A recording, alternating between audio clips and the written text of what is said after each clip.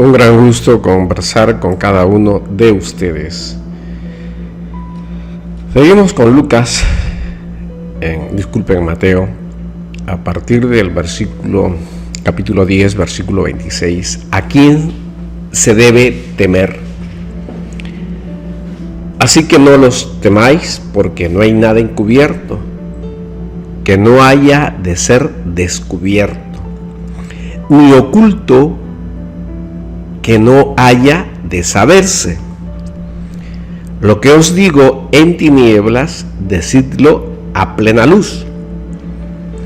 Lo que oís al oído, proclamadlo desde las azoteas. No temáis a los que matan el cuerpo, pero el alma no puede matar. Temed más bien a aquel que puede destruir el alma de ellos, cae a tierra sin el permiso de vuestro Padre. Pues bien, aun vuestros cabellos están todos contados. Así que no temáis, más valéis vosotros que muchos pajarillos. En Mateo 10:32 está que debemos confesar a Jesús delante de los hombres. Cualquiera pues que me confiese delante de los hombres, yo también lo confesaré delante de mi Padre, que está en los cielos. Y a cualquiera que me niegue delante de los hombres, yo también lo negaré delante de mi Padre, que está en los cielos. Tenemos Mateo 10:34. Jesús causa de división. No penséis que he venido a traer la paz a la tierra. No he venido a traer paz, sino espada.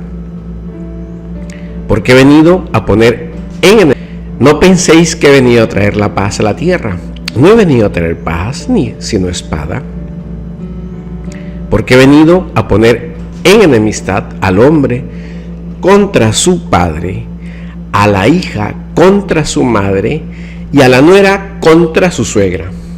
Así que los enemigos del hombre serán los de su casa. El que ama a su padre o madre más que a mí, no es digno de mí. El que ama a hijo o hija más que a mí, no es digno de mí. Y el que no toma su cruz y sigue en pos de mí, no es digno de mí. El que halle su vida, la perderá, y el que pierda su vida por causa mía, la hallará. Y terminamos con Mateo 10:40. Recompensas. El que a vosotros recibe, a mí me recibe. Y el que me recibe a mí, recibe al que me envió. El que recibe a un profeta, por cuanto es profeta, recompensa de profeta recibirá. Y el que recibe a un justo, por cuanto es justo, recompensa de justo recibirá. Y a cualquiera que dé a uno de estos pequeños un vaso de agua fría, solamente por cuanto es discípulo, de cierto os digo que no perderá su recompensa. Pues bien, el tema es un poco amplio, pero tenemos que tocar la primera parte de esto. ¿A quiénes se debe temer? Que nos explique el Señor. ¿Sí? Porque el Señor con esto dice que debemos de quitar de nosotros el temor y mantener el optimismo. Esta es la idea de todos estos versículos. Quitar de nosotros el temor y mantener el optimismo. ¿Y cómo así? Le está diciendo a los apóstoles, no deben temer. ¿Por qué? Porque el Señor nos equipa por su propia decisión para salir victoriosos en esta batalla. Cristo está seguro de que vamos a triunfar nosotros. Por eso no hay que temer. Por eso afirma, el discípulo no está sobre el maestro, ni el siervo sobre el amo. Entonces, sujeto a este versículo van a tener hostilidad como lo tuvo el Señor. Si al Señor lo llamaron Belcebú, lo calumniaron, entonces al dueño de la casa, al dueño de los cielos, al creador del mundo lo llamaron Belcebú, ¿cuánto más nos llamarán a nosotros que somos los simples obreros de Cristo? Ahora, es posible que esta expresión se halle en una enseñanza dogmática importante, pero al decir que Él es el dueño de la casa, Cristo se refiere a un gran valor teológico, porque el dueño de la casa, el dueño de la tierra, el dueño de Israel es Dios. Y Cristo, al proclamarse el dueño de la casa, es decir, Israel, Él está diciendo que Él es Dios. Esto está en Hebreos capítulo 3, versículo 16. Así pues, no deben temer a los que van a perseguir, ni a los que puedan matarlos. Fíjense lo que nos está diciendo. No los teman. Si te persiguen por predicar el reino, no le temas. Si te quieren matar por predicar el reino de los cielos, no les temas. A los primeros no debes temerles, porque el evangelio va a ser predicado sí o sí o sí. Contigo o sin ti, el reino de los cielos va a ser predicado. Si tú no quieres predicar, va a haber otro. Si tú te avergüenzas de predicar el reino de Dios, habrá otro. Sobre eso no hay duda. La otra parte es que el evangelio ha de oírse manifestado. No hay nada en secreto que no se conozca. También nos dijo: lo que yo os digo en la oscuridad, ve a decirlo a la luz. Esa es la orden que nos ha dado. Lo que yo digo al oído, pregonátelo sobre los terrados. Subirte a lo más alto y desde ahí decirlo a todos. Entonces, no tenemos que tener temor. Lo máximo que podrían hacer alguien bajo la autoridad de Dios es matarnos. Ahora, lo máximo que nos puede pasar en esta vida es perder la vida, porque vamos a morir. Entonces, si nos matan por Cristo, premio tenemos. Si morimos por una muerte natural, no tiene sentido. Hemos perdido todo. Hemos perdido todo. Ahora, digamos, tratemos de bajar un poco el nivel de tanta parte espiritual y pongámoslo un poco por el lado humano. Hay proverbios que una cosa fue hecha en secreto y será publicada y conocida por todos los hijos de los hombres. Y eso se hablaba mucho en las sinagogas. Fíjense que la prédica en las sinagogas era diferente. El maestro o el que hablaba en la sinagoga hablaba en voz baja, porque la prédica del evangelio es así, en paz. Y pues tenía un intermediario que repetía todo lo que el maestro hablaba en voz alta. Hablaba en voz alta y en arameo. ¿Ve? Por eso el Señor dice: todo lo que te digo a ti en el oído, y subirte a lo más alto de un terrado, de una casa, y desde ahí pregonarlo en voz alta. Y también los viernes por las tardes, estamos hablando del pueblo judío, el ministro de la sinagoga pues subía al terrado, a lo más alto del templo, y de la localidad, de la ciudad donde estaba, pues le hacía sonar la trompeta para advertir que se recogiesen de sus trabajos a tiempo para empezar el día de reposo. el día de reposo. Ellos que oyeron a Cristo, los discípulos, en un círculo muy privilegiado. ¿Quién de nosotros no hubiese querido estar ahí, ya pues dotados de fe y conversión? Sería extraordinario. Entonces el Señor le decía, haz lo mismo, decirlo en modo tan alto que llegue el Evangelio a todos, incluso a los que pueden matarle, porque estos que nos pueden matar solo pueden matar el cuerpo, nada más pueden hacernos, pero el alma no pueden matarla. ¿Ve? Alguien puede venir con un fusil, con una bala, con una vara, con cualquier objeto y quitarnos la vida. Es correcto. Pero el alma no la pueden matar. Al menos ellos no. Los humanos no pueden. Ni tampoco los demonios. El alma es inmortal. ¿De acuerdo? Por eso dice en alguna parte, el único que puede hacer que mueras y enviar tu alma al genema, al infierno, es Dios. Es el único. Es el único que tiene esa autoridad, ese poder. Nadie más puede llevar nuestra alma donde quiera. El alma es tu responsabilidad, por eso tú decides hacer lo bueno o lo malo. ¿Y por qué no digo hacer caso al pastor? Porque no es el pastor el que salva es Cristo y es el único pastor. Con eso no le estoy quitando autoridad a ellos, pero estoy diciéndote que sí tú tienes la responsabilidad de tu comunión con Cristo, de tu relación con Cristo. Eso es lo que quiero decir.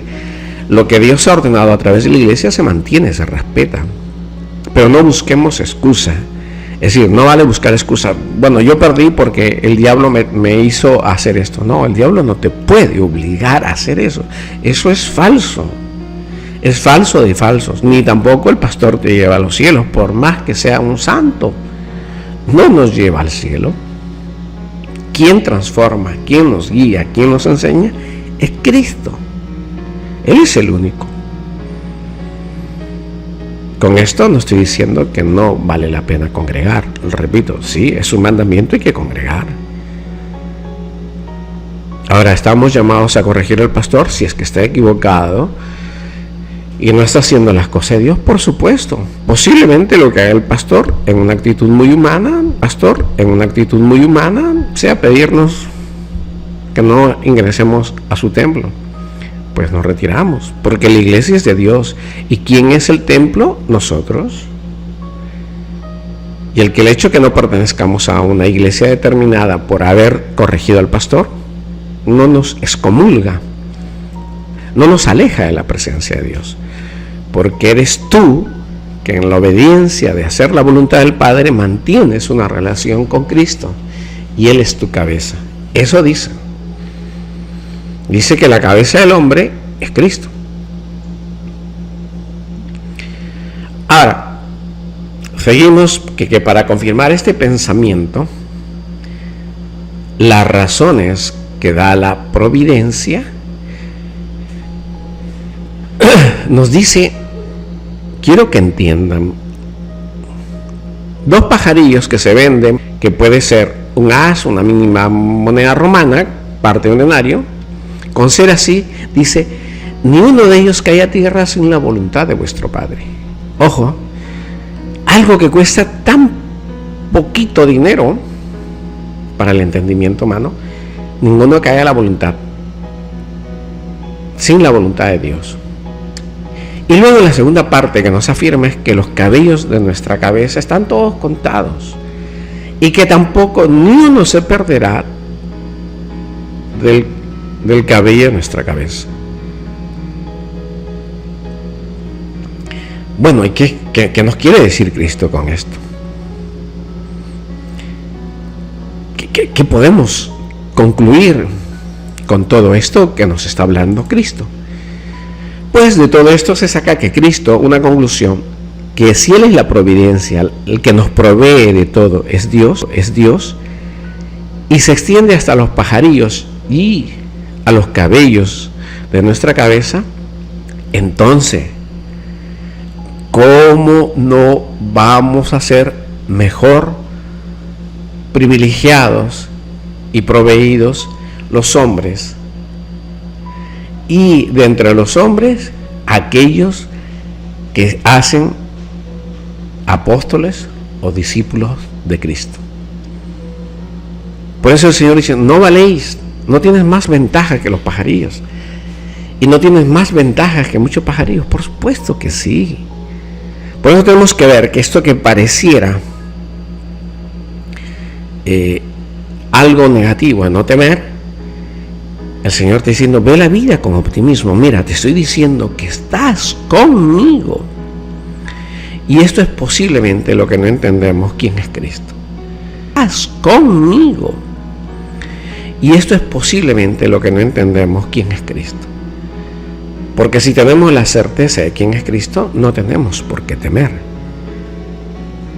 Dice, por tanto el Señor dice, por tanto no teman, no teman.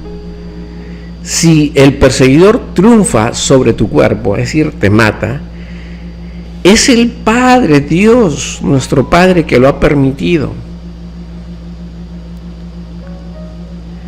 Porque el trato que tenemos es solamente de una forma incomprensible para nosotros, llamémosla misteriosa, del cuidado del Padre para con nosotros. ¿Qué debemos de temer nosotros?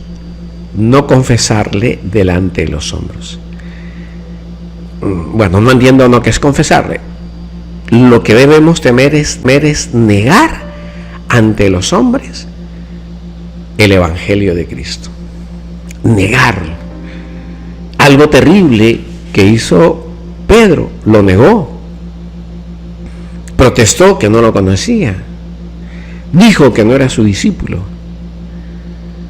¿Ve? Eso sí es terrible.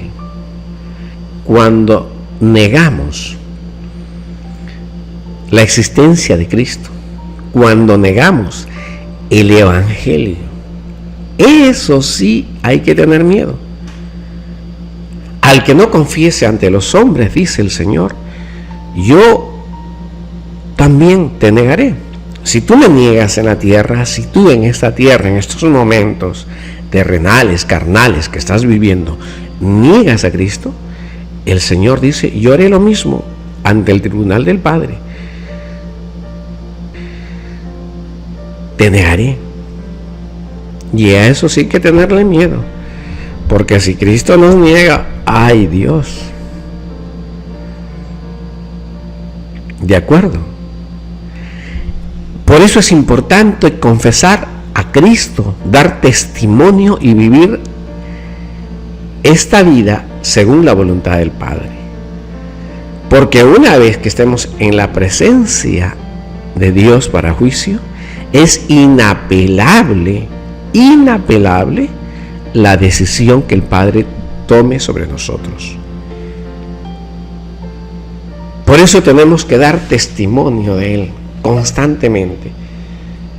Es cierto que muchas veces estamos cansados, es cierto que a veces muchos momentos estamos afligidos, es cierto que hay muchos momentos que pasamos hambre, es cierto que hay muchos momentos que pasamos frío, hay ciertos momentos que estamos enfermos, hay ciertos momentos de la vida que estamos muy afligidos, pero eso no es motivo para negarlo, para decir lo que dijo Pedro, que no lo conocía, que no es su discípulo. No podemos negar a Cristo. Por eso el Señor Jesucristo rogó mucho para que Pedro, después de este terrible acto que ha hecho de negarlo, se corrigiese. Y si nosotros, cualquiera que me esté oyendo, en cualquier parte, creyente o no creyente, judío o no judío, musulmán, hindú, el que cree en Alá, el que cree en Mahoma, el que cree en Hare Krishna, el que cree en Buda, lee la escritura. Tú que ejerces la prostitución, lee la escritura. Tú que eres ladrón, lee la escritura. Tú que robas, lee la escritura. Tú que mientes, lee la escritura. Tú que eres hijo desobediente de tus padres, lee la escritura. Da testimonio que Cristo existe. Cambia tu vida con la ayuda del Señor Jesucristo y vuélvete a Él, porque si no, habrá una sentencia inapelable del Padre, de la cual no puedes pedir ayuda a nadie más que a Cristo. Y Cristo dice, si en esta vida tú me niegas, yo te negaré a ella. Es inapelable. Por eso no tenemos que tener miedo a los que nos insultan o los que nos quieren matar por decir el Evangelio de Cristo, por confesar a Cristo de Cristo, por confesar a Cristo como nuestro Señor, pero no solamente de boca hacia afuera, que eso es fácil, con hechos, hermanos, con actos, con obras, la fe con obras. Luego tenemos nosotros algo interesante, el amor, que esto nos dice que Jesús es causa de la división. Jesús causa una división tan terrible, y acá no está hablando de la exigencia del amor supremo ante Dios. Por eso el Señor escribe en las Escrituras, el que ama más a una persona o cualquier ser humano más que a mí, no es digno de mí. Y tampoco el que no carga su cruz y me sigue, no es digno de mí. Fíjense que Cristo es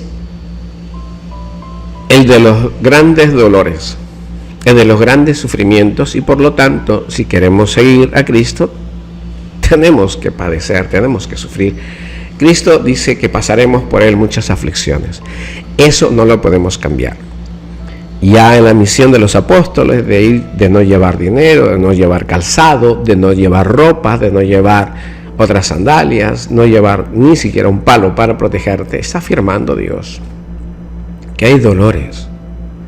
¿Por qué? Porque todo debe ser orientado a la absoluta confianza en Dios, a sentirnos protegidos por Él. Pero si en realidad confiamos más en las monedas que tengo para comer que en que Dios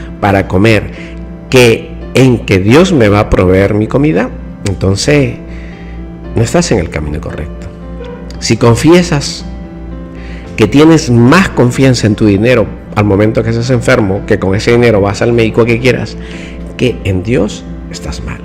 Ojo, con esto no quiero entrar que no vale ir al médico. Por supuesto que vale ir al médico. Estoy poniendo dónde pones más tú la fuerza, dónde pones tú tu confianza, que es otra cosa.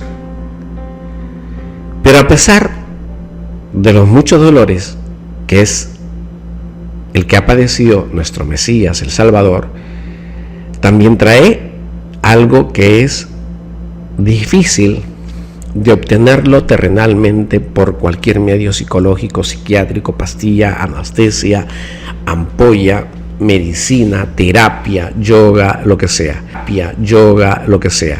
Se llama paz.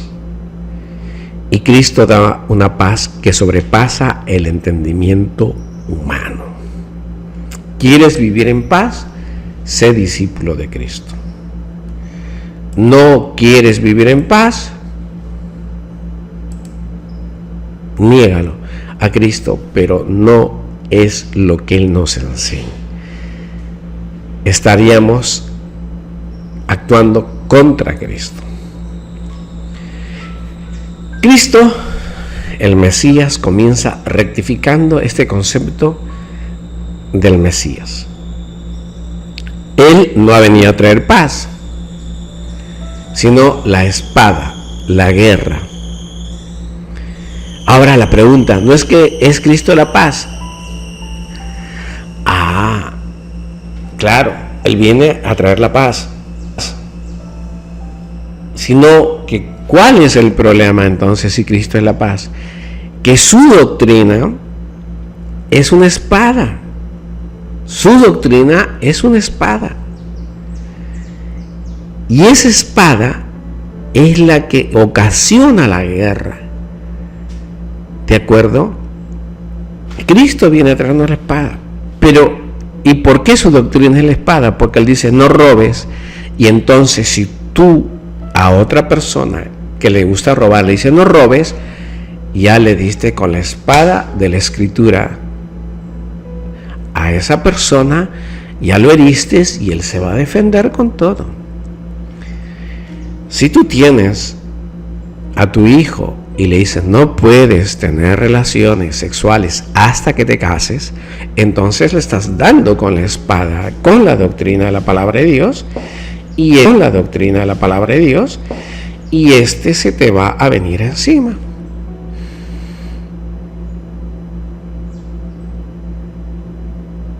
Una madre corrigió a su hija porque su hija le gustaba tener demasiados novios. Y la hija le respondió, ¿no eras tú igual en tu juventud? ¿Ve? Porque se trae la espada. Los padres queremos corregir porque ya Cristo nos ha cambiado. Y nuestros hijos durante todo el tiempo que han hecho mal. Por eso tenemos que confesar a Cristo. Decir que Él nos ha cambiado. Por eso es la ocasión de la guerra. Por eso el Señor dice, muy bien, dice, muy bien. Dice, he venido a traer la espada. ¿Y qué más dice? Los enemigos, Mateo 10:36. Por eso esa frase, ese versículo, es decir, yo y los de mi casa te servirán. Hay que ejercer bastante autoridad, hay que ejercer mucha disciplina. Y entonces, Cristo es la paz, pero su doctrina, que es la palabra de Dios, es una espada. Y esta llega a ser la guerra dentro del hogar. Porque ¿cómo vive toda la familia? ¿Según Cristo o cada quien haciendo su voluntad? Entonces, si cada uno quiere hacer su voluntad y el padre de familia dice, no, acá se vive según la doctrina de Cristo, según la palabra de Dios, entramos en disputas, entramos en una guerra en el seno del hogar. Ante esta lucha de la sangre y la familia en torno a Cristo, ¿qué ha de hacer? Dice el Señor, déjalo todo por mí. Déjalo todo por mí. Porque el Señor nos dice claramente en el versículo 37 y 38, nos dice claro, el que ama al padre o a la madre más que a mí no es digno de mí. El que ama al hijo o a la hija más que a mí no es digno de mí. Y el que no toma su cruz y me sigue no es digno de mí. Ojo que no solamente tenemos que amar más que a Cristo que a nuestros hijos, porque este es el problema grave. Hay cuantos que escuchan la palabra de Dios, pero son muy tolerantes, muy permisibles con sus hijos. O cuántos hijos son congregantes, pero son muy permisibles con sus padres. Y eso no es así. Cristo está primero, antes que tu padre, tu madre, que tu esposa, que tus hijos. Y no solamente es suficiente amar más a nuestro Señor Jesucristo, sino también tomar la cruz que Él tomó y seguirlo. Porque eso no hay que olvidarlo. Hay que tomar la cruz. Hay que tomar la cruz para crucificar toda la carnalidad que hay en nosotros. Que muera el hombre viejo. Debe fallecer el hombre viejo. En todos los sentidos. En la ira, en la soberbia, en todo lo que está escrito en las diferentes partes de la Escritura. Por eso es importantísimo y muy importante que nosotros tengamos que leer y meditar la palabra de Dios. Tengamos que leer y meditar la palabra de Dios.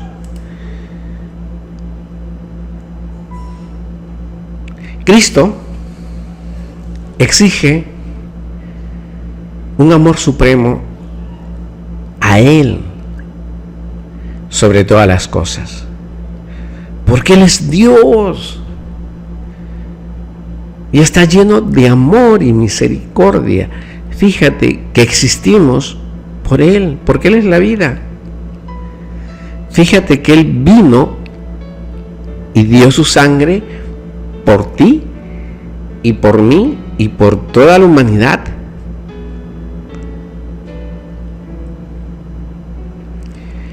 El amor a Cristo exige tomar la cruz y seguirlo.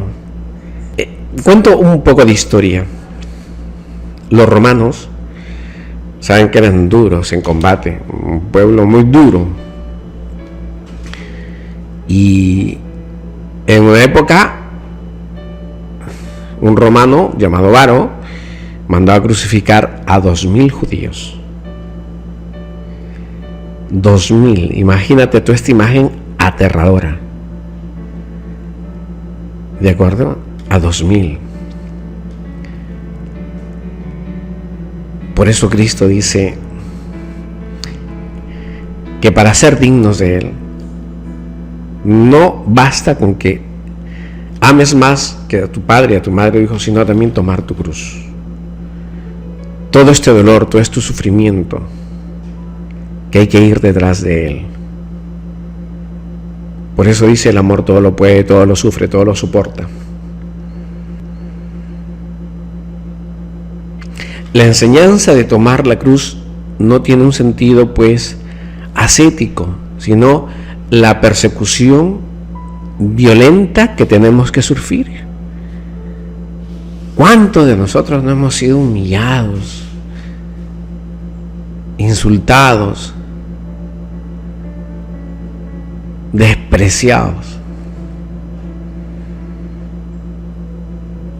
Por eso tenemos que tomar todos los días la cruz, y todos estos insultos, humillaciones, detracciones, etcétera, etcétera, etcétera, sufrirlas cada día por amor a Cristo nuestro Señor y responder al mal con el bien. El Señor dice: vence lo malo haciendo lo bueno.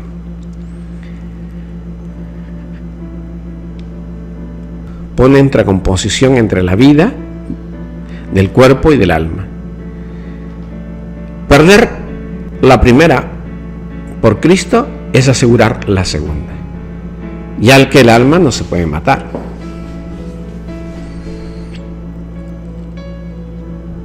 Por eso está escrito lo que Él dice: el que haya su vida, el que trate de cuidar su cuerpo por sí solo, no tiene sentido, la perderá. Pero el que pierde su vida, su cuerpo físico, por causa del Evangelio, la hallará. ¿Ve? La hallará. Lo que tenemos que asegurar es nuestra alma se salve, no nuestro cuerpo físico. Nuestro cuerpo físico está destinado a ser polvo. No hay nada que podamos hacer, absolutamente.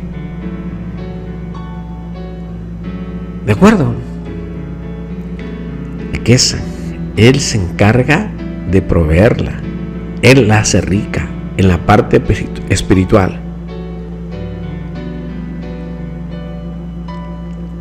Por eso dice a nosotros, dice: el que guarda una palabra de la ley, guarda su alma. El que cumple las palabras de la Escritura está cuidando su alma. El que ignora la palabra de Dios, el que ignora a Cristo, hace morir su alma. Por eso se pierde la vida eterna, es decir, no vamos a la resurrección. Lo que acá no se trata de decir, no me interesa el cuerpo también hay que cuidarlo, porque el cuerpo es de Dios, tienes que cuidarlo, tienes que darle buena salud, tienes que dejar de comer comida chatarra, tienes que hacer ejercicio, tienes que limpiarlo, bañar su cuerpo, porque el cuerpo también es de Dios. Pero está dando prioridad. Dios tiene pleno dominio propio entre ambos, pero el cuerpo está condenado, el cuerpo físico está condenado a ser polvo nuevamente, pero el alma no. Por eso tenemos que cumplir la palabra de Dios. Terminaremos un poquito más con esto, ¿sí? Y nos queda la última parte, que es las recompensas.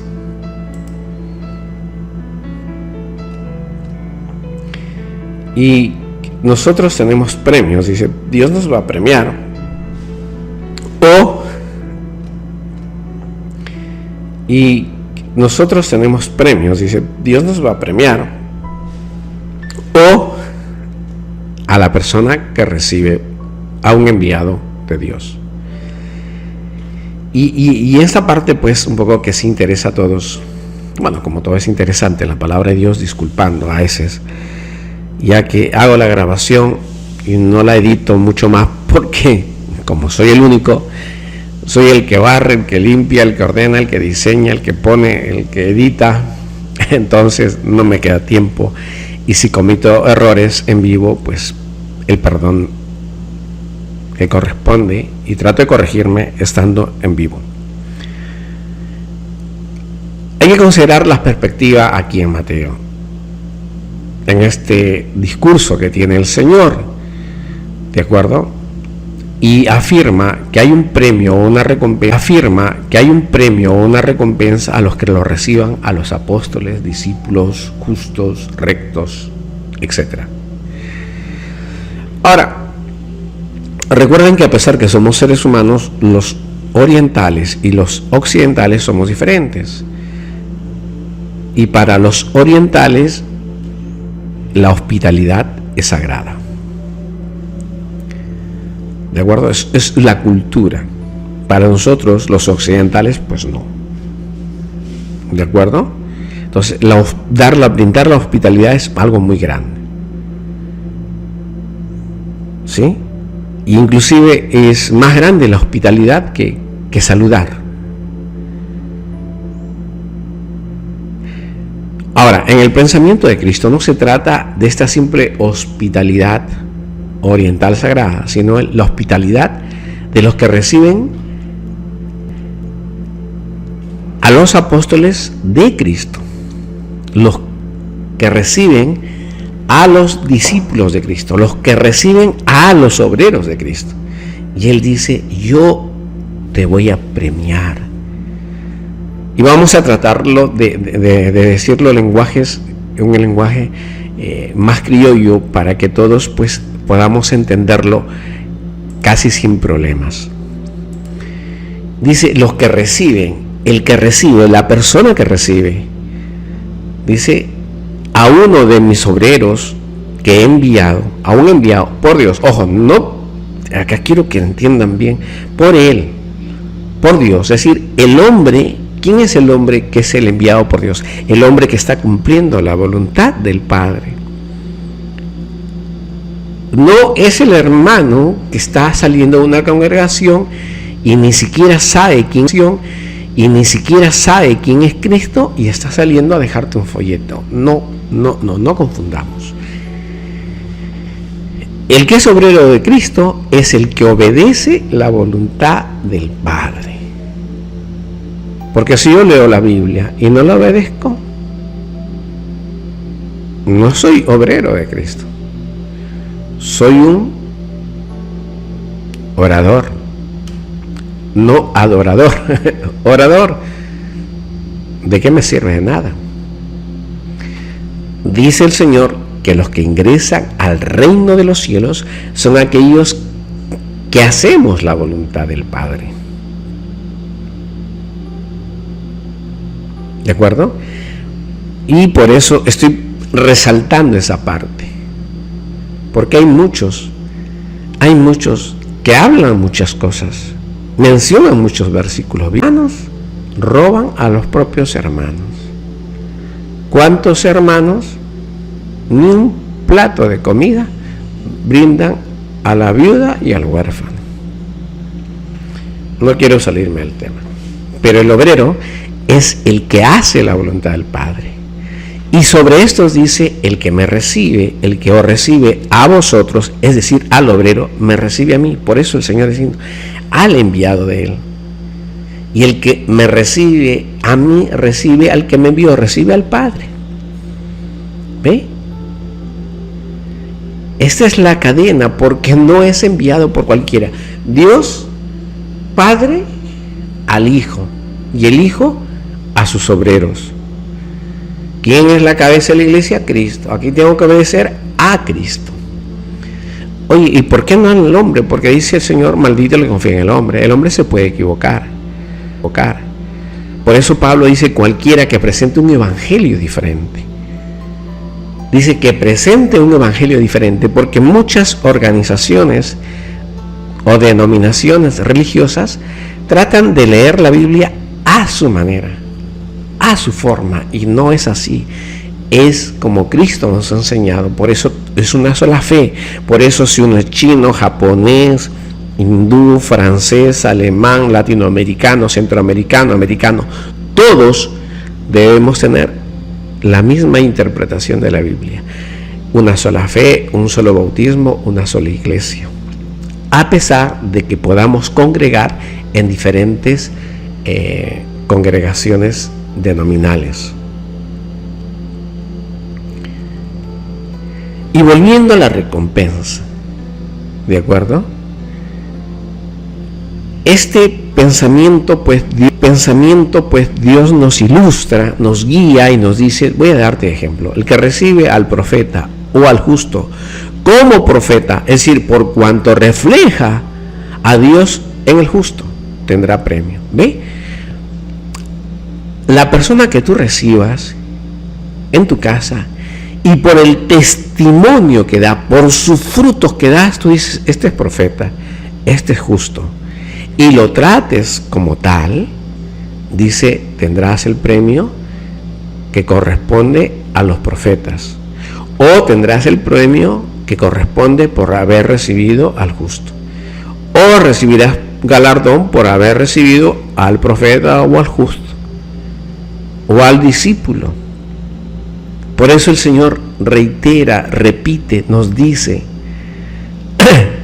si tú al que está recibiendo y en él ves, tú como hombre de Dios recibiendo, y en él ves, tú como hombre de Dios ves que este es profeta y lo tratas como tal, tendrás recompensa de profeta.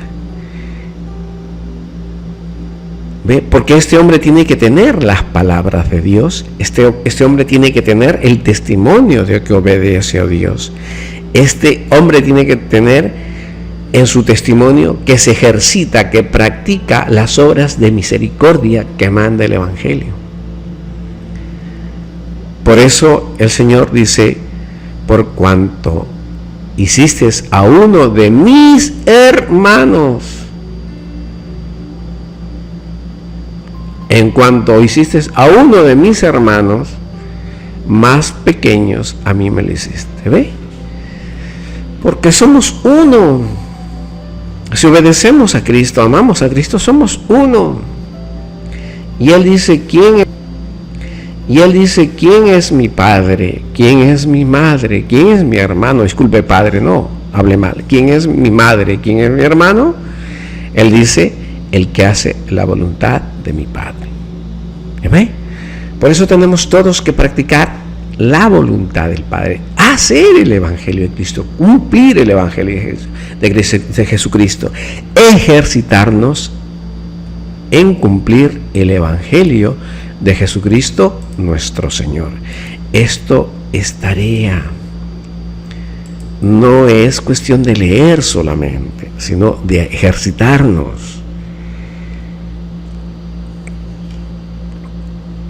Por eso el Señor completa la enseñanza diciendo: no quedará sin recompensa por lo cuanto hiciste al recibir a unos de mis discípulos. Estos pequeños que son recibidos reciben una recompensa no de hombre, sino de Dios.